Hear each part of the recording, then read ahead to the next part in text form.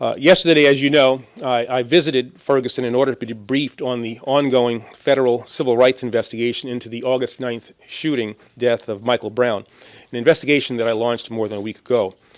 During the course of my visit, I met with law enforcement as well as community leaders.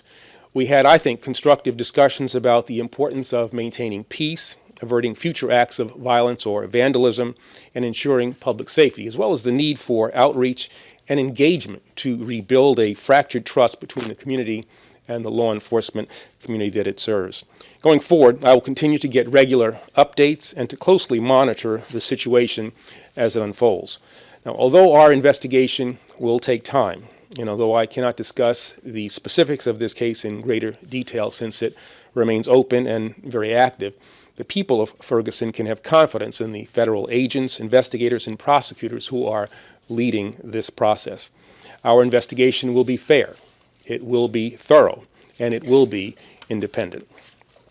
On a personal note, I've seen a lot in my time as Attorney General, but few things have affected me as greatly as my visit to Ferguson. I had the chance to meet with the family of Michael Brown. I spoke to them not just as Attorney General, but as a father of a teenage son myself. They, like so many in Ferguson, want answers. In my conversations with dozens of people in Ferguson yesterday, it was clear that this shooting incident has brought to the surface underlying tensions that have existed for many years.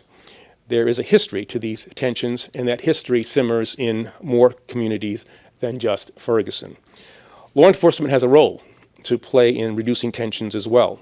As the brother of a retired law enforcement officer, I know firsthand that our men and women in uniform perform their duties in the face of tremendous threats and significant personal risk. They put their lives on the line every day, and they often have to make split-second decisions.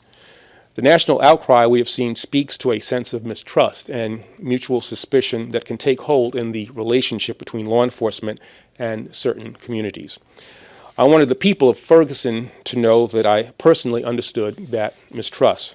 I wanted them to know that while so much else may be uncertain, this Attorney General and this Department of Justice stands with the people of Ferguson.